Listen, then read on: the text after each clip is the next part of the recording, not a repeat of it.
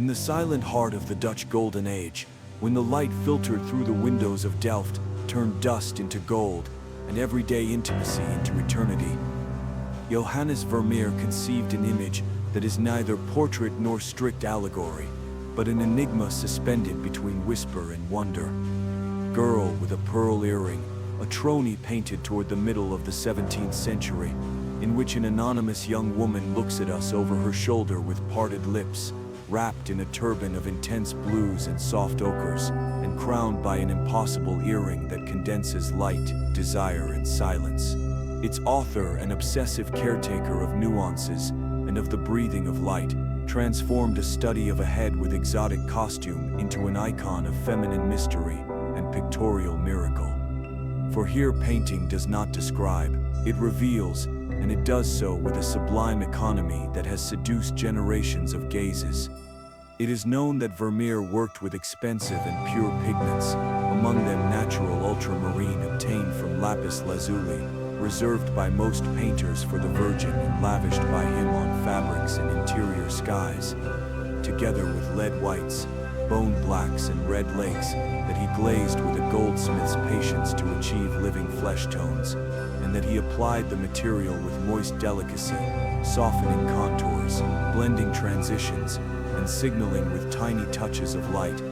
The celebrated pointillés, the moist touch at the tear duct, the sparkle of the eye, the faint salivation of the lip, the miraculous crescent of the earring. This is not a commissioned portrait, but an essay in presence, a true mask offered as a study of character and of the effect of light on skin, belonging to the genre of tronies that explored types, gestures, and costumes without nominal identity, which is why her model is unknown and precisely for that reason, universal.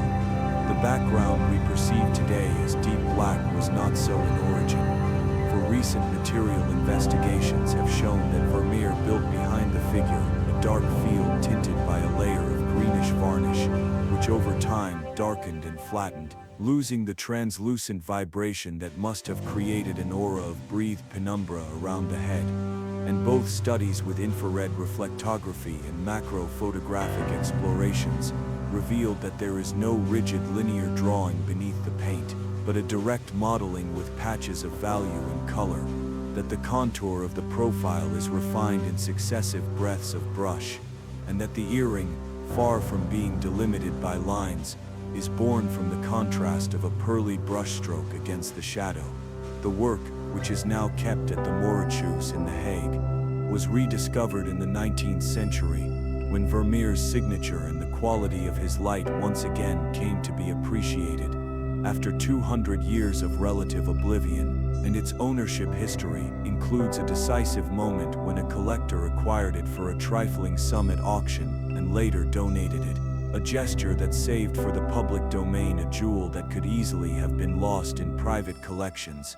Its conservation has involved prudent cleanings in the 20th century that removed darkened varnishes and returned the canvases to their original breadth, as well as non-invasive study projects in the 21st century that mapped the surface to distinguish cracks, retouches, and the real topography of the pigments, confirming, among other things, the physical structure of the earring as optical effect rather than minute description, for many specialists suspect that the pearl represented may not have been a pearl in the material sense, but a metallic or glass drop that served as a mirror to capture an outsized gleam, which would explain its size in the absence of a visible setting. As for interpretation, the turban is read as a sign of Eastern exoticism, a mental fashion of the time that allowed figures to be dressed in Turkish fabrics, or in the Levantine manner to underline an intellectual sensuality and a taste for the distant, and the pearl, a symbolic emblem, as ancient as myth, partakes at once of purity and vanity, of wisdom born from the opaque entrails, and of luxury that asserts status, a doubleness the painting does not resolve, because it need not, since Vermeer's painting suspends polarities to turn them into an experience of looking into the breathing of light upon flesh. The parted mouth has been the center of conflicting readings, some seeing in that instant an erotic hint, the capture of the moment before speech or sigh, others a gesture of contained surprise or listening, and that edge between intimacy and distance has stirred discussions about the way the artist builds a closeness that never becomes vulgar, a magnetism that never intrudes, an intimacy that is not displayed, but shared.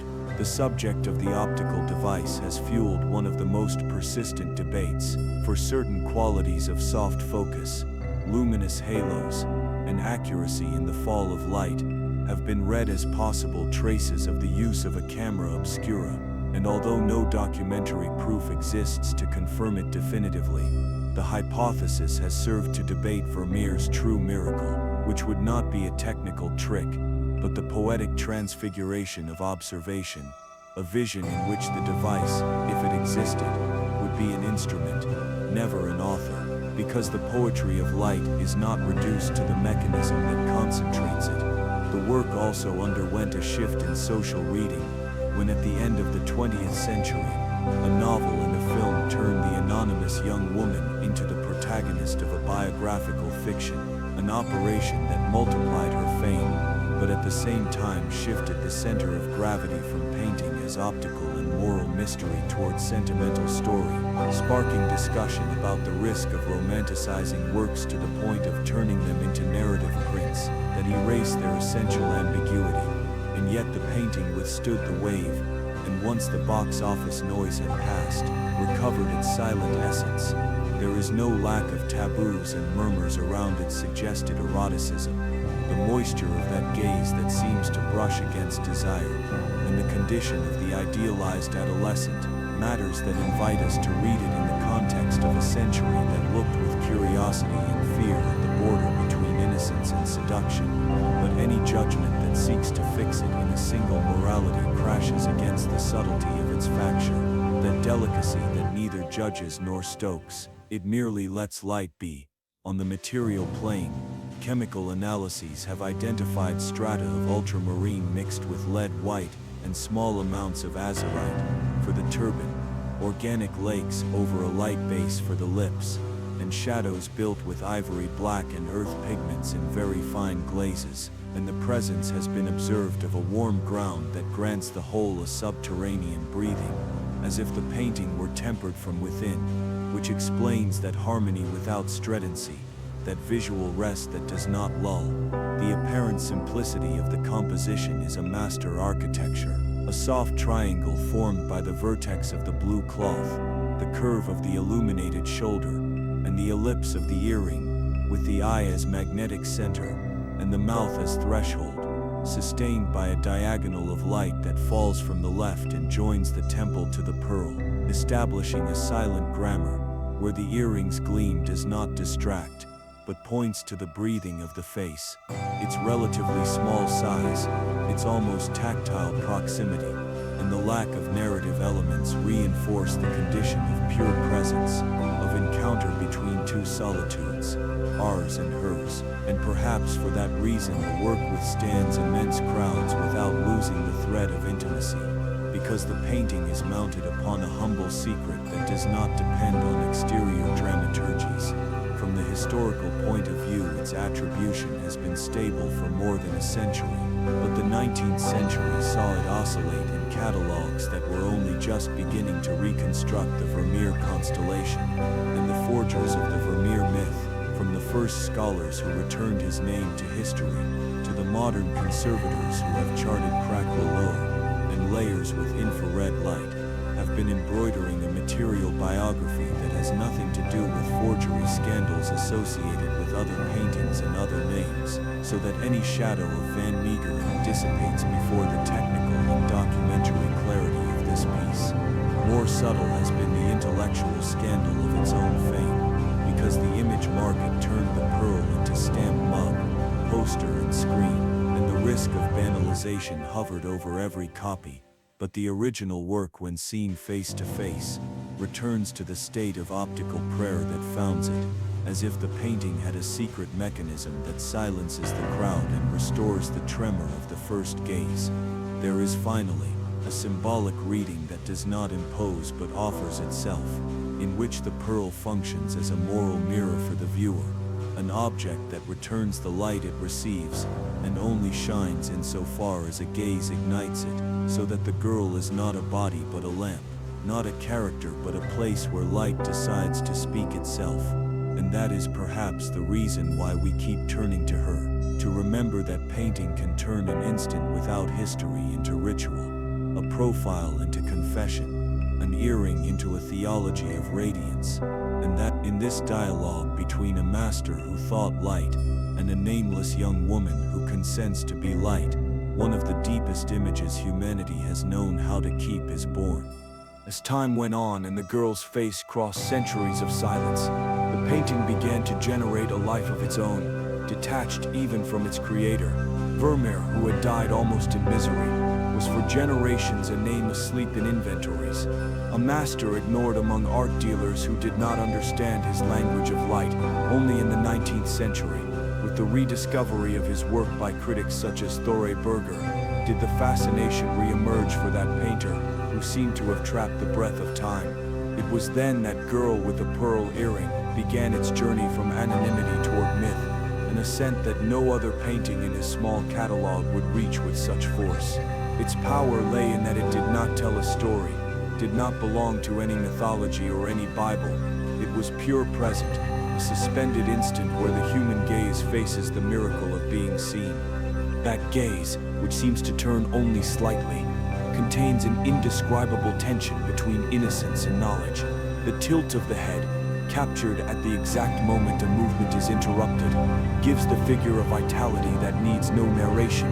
The silence of her parted lips, that fraction of a second between the air that enters and the air that leaves, contains more eloquence than any word. That is why many have called her the Mona Lisa of the North. Although the mystery of this young woman is of another nature, it is not an intellectual enigma nor a ciphered smile, but a halted breath. Leonardo suggests thought, Vermeer, revelation. In her there is no riddle to solve, but presence to contemplate.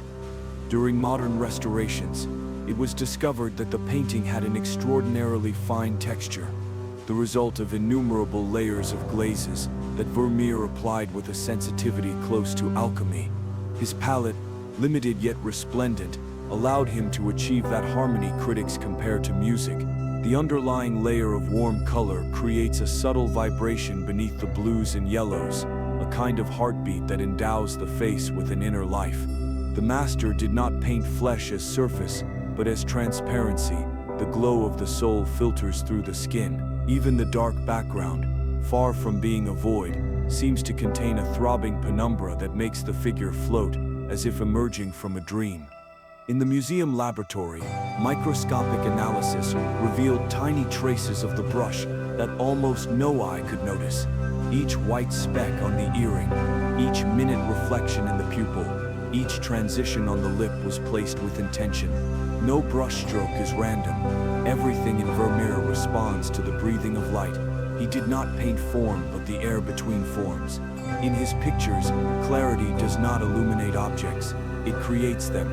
And in this case, the girl herself is the creation, a body born of light and returning to it. Symbolic interpretations have multiplied their paths. Some scholars read the work as a meditation on the gaze. She observes us without possessing us, sees us without claiming us. That ambiguity produces a sense of intimacy without invasion, a presence that respects the sacred distance between subject and spectator. Others see in the pearl a symbol of transformation, remembering that it is formed within a wound of the mollusk, a secretion that turns pain into beauty. Thus, the earring can be seen as a metaphor for the soul that in brushing against darkness produces light. It has also been read as an image of lost purity, of youth idealized in a Europe that was beginning to look at desire with guilt and fascination. In the 20th century, philosophers of art returned to the work to speak about the power of the female gaze in the history of painting. While many Baroque works represented woman as the contemplated object, here she returns the gaze. Her gesture is neither passive nor obedient. It is affirmative and serene. That small twist of the neck, that moment in which the visible and the invisible touch, turns the figure into a subject who addresses us. The girl is not merely being seen, she too looks, and in that reciprocity lies part of her magnetism. Her silence has been read in 1,000 ways, as invitation, as modesty, as expectancy. But what fascinates is that she never lets herself be fixed. Each viewer projects onto her his or her own inner echo. That is why the painting seems to change according to who contemplates it. In a room full of visitors, there is always an instant when one feels that the painting's gaze chooses them. That moment suffices to understand why the painting has become an icon of humanity, because it does not show a particular woman, but the very condition of being looked at and of looking. There has been no shortage of extravagant theories trying to guess the model's identity. A daughter of Vermeer, a maid, a neighbor, even an allegory of painting itself. But none of them solves the mystery, and perhaps it should not. If we knew her by name, we would lose her. Her anonymity is her eternity. She does not belong to biography. She belongs to myth. Her ageless youth, her nationless turban, her inexplicable expression make her a synthesis of humanity. She is the woman who does not know herself portrayed, and yet embodies them all. There was, however, a time when this perfection almost unraveled. During the centuries of oblivion, aged varnishes veiled the colors, tones turned brown, the surface cracked. It was the work of patient restorers that returned breath to the painting. In that process, two positions confronted each other. Those who wanted to preserve the patina of time, and those who sought to rescue the original purity. Upon removing the darkened layers, the blues regained their intensity. The yellow tones of the cloth recovered their gentleness, and the face its rosy vibration. The world saw for the first time in centuries the light Vermeer had seen. The impact was immediate. Critics spoke of a silent resurrection. The public, accustomed to Baroque drama or the eloquence of grand court portraits, found itself before a face that needed no argument. That expressive economy became its greatest virtue. In an era saturated with noise and speed, Girl with a Pearl Earring offered the miracle of pause. It was proof that beauty can fit into a motionless instant, and that painting, when true, does not age, it breathes. Its influence has crossed centuries and borders. 20th century photographers learned from it the lesson of lateral light, of a chiaroscuro that does not dramatize, but caresses. Filmmakers have tried to reproduce its suspended tone, that air of contained intimacy. Contemporary artists quote it, parody it, reinvent it. No other figure in European art has been so reinterpreted, and yet none has lost its mystery. Each copy, each homage, each appropriation confirms its invulnerability. She survives the excess of images because she is not just another image, she is the source of them all. On the material dimension, the painting has also withstood modernity with an almost miraculous strength. Research on the support has shown the stability of the canvas and the ground, the quality of the oil, the perfect proportion between binder and pigment, the measured use of resinous media that confer a unique transparency to the surface. Vermeer worked slowly, producing few works a year, and in each of them, he sought a balance between science and contemplation. It has been said that his technique was almost monastic. He isolated the studio, closed the windows, directed the light with curtains and mirrors, and worked in absolute silence, as if he painted not with the eye, but with the mind. That attitude explains the serenity of his pictures. There is no haste, no anxiety. There is an inner time that unfolds without effort, a time that belongs more to eternity than to the clock. Explorations with ultraviolet light and X-rays carried out in recent years revealed small alterations in the background. Strokes that Vermeer covered, a slight blue veil that disappeared under later layers, a possible dividing line suggesting that at first he thought to add a curtain or an architectural background, but then he decided to erase all context to leave her alone before the spectator. It was a radical and modern choice. Eliminate the narrative, concentrate on pure presence. That decision made her eternal.